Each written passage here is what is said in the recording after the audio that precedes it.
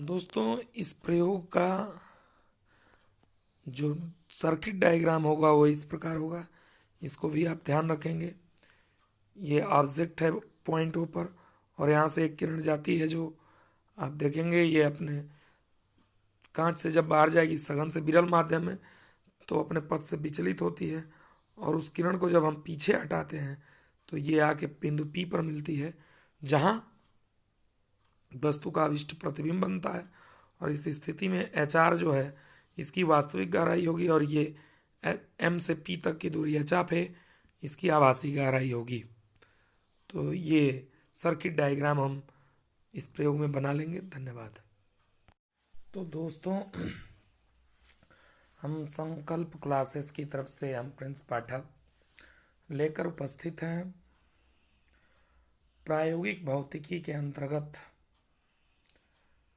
चल सूक्ष्मदर्शी की सहायता से किसी कांच के गुटके का अपवर्तनांक ज्ञात करने वाला प्रयोग लेकर। तो आइए देखते हैं इस प्रयोग के अंतर्गत। जैसा कि आप देख रहे हैं चित्र में, ये चल सूक्ष्मदर्शी है, बगल में ये डिब्बा आप देख रहे हैं जो लाइकोपोडियम का डब्बा है, लाइकोपोडियम पाउडर का। इसी यंत्र की सहायता से हमें किसी कांच के गुटके का अपवर्तनांक ज्ञात करना है। तो आइए देखते हैं ये प्रयोग हम कॉपी में कैसे लिखेंगे और प्रयोग को कैसे परफॉर्म करेंगे। इन दोनों चीज़ों के बारे में हम जानेंगे बारी बारी से। तो आइए देखते हैं। सबसे पहले हम ये देखेंगे कि इसका उद्देश्य चल सूक्ष्मदर्शी की सहायता से कांच के गुटके का अपवर्तनांक ज्ञात करना। आवश्यक उपकरण में हम लिखेंगे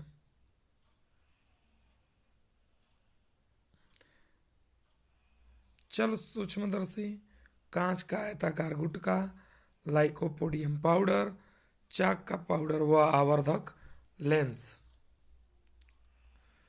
सिद्धांत व प्रयुक्त सूत्र, इसके बाद हमारा हेडिंग होगा।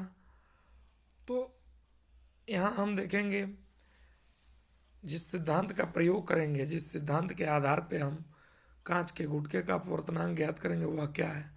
अतः यदि कोई बिंदु वस्तु कांच के गुटके के नीचे के पृष्ठ पर हो तथा कांच के गुटके के ऊपरी पृष्ठ से उस बिंदु की वास्तविक गहराई HFR व आभासी गहराई HFA है, तो वायु के सापेक्ष कांच का अपवर्तनांक ज्ञात करना होता है। तो हम ये सूत्र अपनाते हैं। ANG बराबर वास्तविक गहराई HFR अपन आभासी गहराई HFA, दैट इज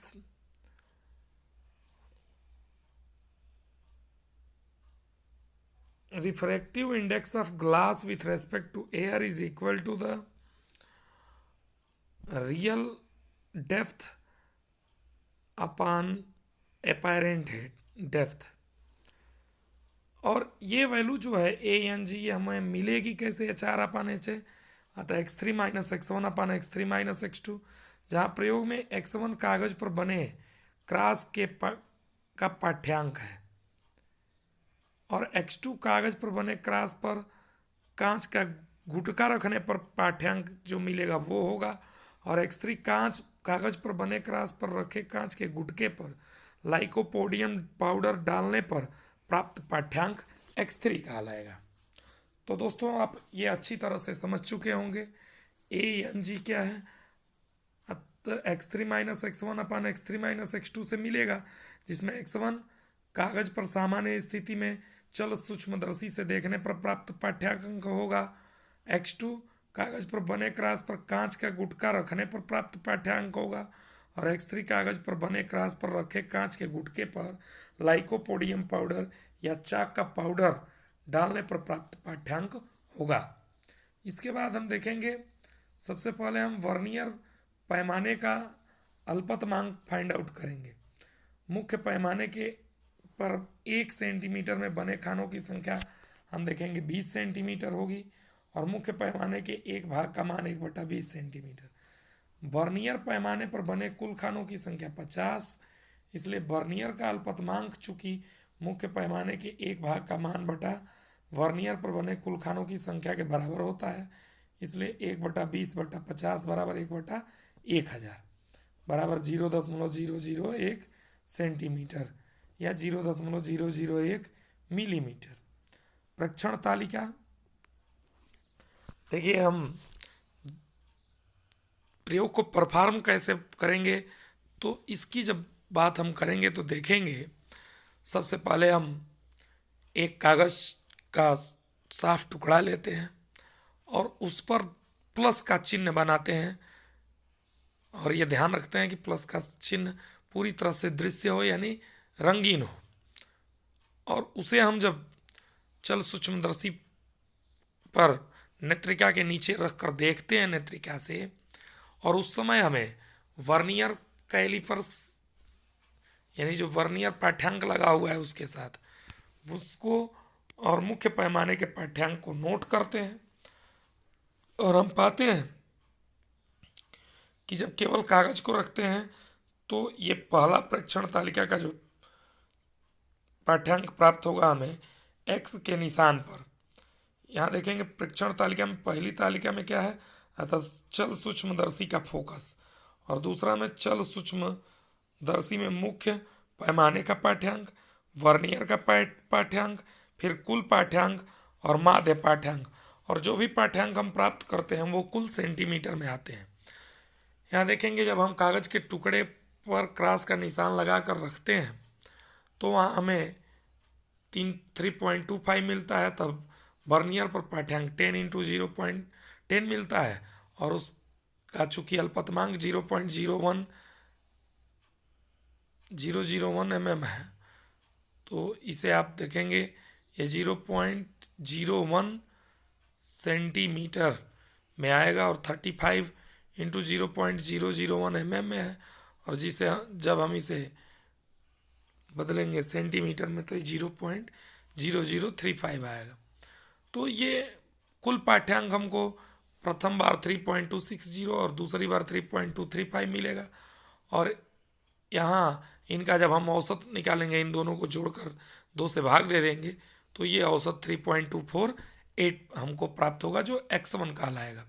इसी प्रकार जब हम उस कागज का जो टुकड़ा रखें उसके ऊपर जब कांच का गुटका रखकर पाठ्यांक प्राप्त करते हैं तो निम्न पाठ्यांक प्राप्त होगा, और हमें x2 की वैल्यू प्राप्त होती है।